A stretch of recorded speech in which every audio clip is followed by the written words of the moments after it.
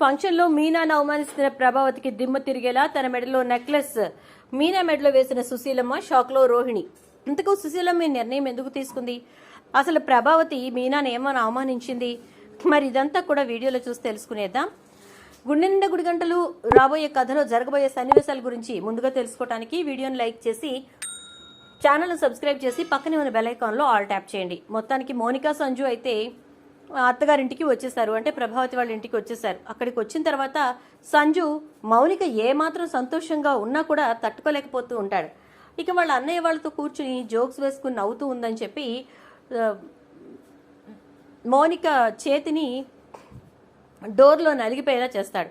అది చూసిన బాలు అయితే చాలా కోపంతో వాడే కదా అంటూ ఉంటే అన్నయ్య వదిలేసేయి అని చెప్పని అంటూ ఉంటుంది.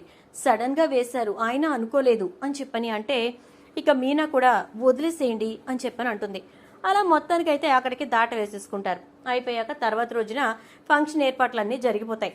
అందరూ కూడా వాళ్ళకున్న నగలన్నీ వేసుకొని చాలా చక్కగా రెడీ అవుతారు ఆడపిల్లలంతా. ఇక మీనాకి మాత్రం మెడలో ఆ పసుపుతాడు తప్ప ఏమి ఉండదు. ఇకప్పుడు ప్రభావతి వచ్చి, ఇదిగో మీనా, ఈ రోజన్నా ఆ పుస్తల తాడు అవన్నీ వేసుకో అని అంటుంది. చెప్పాను కదా అత్తయ్య, నా భర్త తెచ్చే వరకు నేను వేసుకోనని చెప్పి అని అనగానే, అందుకోసం ఇప్పుడు ఇవాళ ఈ ఫంక్షన్లో అందరి ముందు నేను నీ మెడలో పుస్తలు తీసేసుకున్నాను అని చెప్పి అనుకునేలా చేయటానికా అని అంటూ ఉంటే, నాకు ఏమీ లేకపోయినా పర్వాలేదు అత్తయ్య, నా మెడలో ఉండాల్సిందే నాకున్నాయి కదా, అవి చాలు. మా అమ్మ తీసుకొచ్చిన మంగళసూత్రాలు కట్టుకున్నానుగా, అది చాలు అంటూ ఉంటుంది. అదే అందరూ కలిసి నన్ను మాట్లాడాలి అని చెప్పేసేసి నువ్వు ఇదంతా చేస్తున్నావంటే, ఒకళ్ళు నిన్ను మాట్లాడేదేంటే ప్రభావతి, నువ్వు చేసిందే కదా అది. దాని మెడలో ఉన్నాయన్నీ ఒలిచిచ్చే వరకు నీ మనసు తీరలేదు కదా.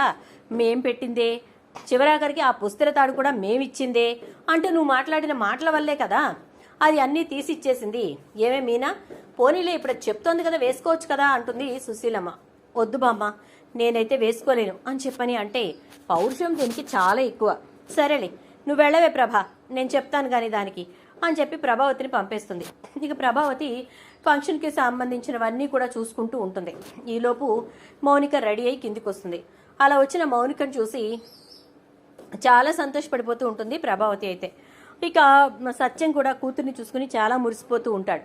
ఇక అలా ఉండగా ఈలోపు మీనా అయితే, బాలు మీనా ఇద్దరూ కలిసి రెడీ అయ్యి పార్వతమ్మ తీసుకొచ్చిన బట్టలు కట్టుకుని కిందికి దిగుతూ ఉంటారు.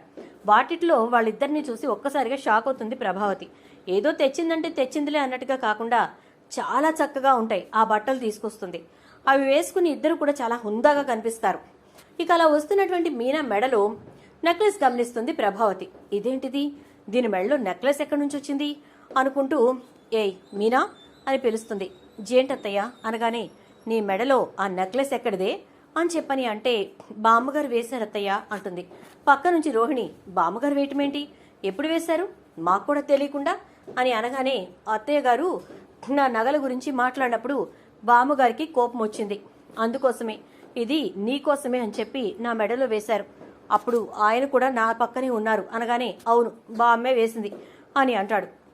అదేంటి, ఆస్తి అంతా బంగారంతో సహా అన్నీ అందరికీ అన్నప్పుడు ఇప్పటికిప్పుడే పంపకాలు చేసేయటమేంటి అంటుంది. ఇది పంపకాలు కాదే, దాని మెడలో ఏమీ లేవని చెప్పి నాకు ఇష్టమైన మనవడు బాలు పెళ్ళానికి నేను వేసుకున్నాను అది అంటే, వెంటనే రోహిణి, ఇక అది మీనాకేనా బామ్మగారు అంటుంది.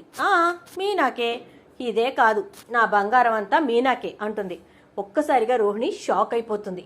చూద్దాం మరి రాబోయే ఎపిసోడ్స్లో ఏం జరుగుతుందో. వీడియో నచ్చితే లైక్ చేసి వీడియో షేర్ చేయండి, ఛానల్ సబ్స్క్రైబ్ చేయండి, పక్కనే బెల్ ఐకాన్లో ఆల్ ట్యాప్ చేయండి.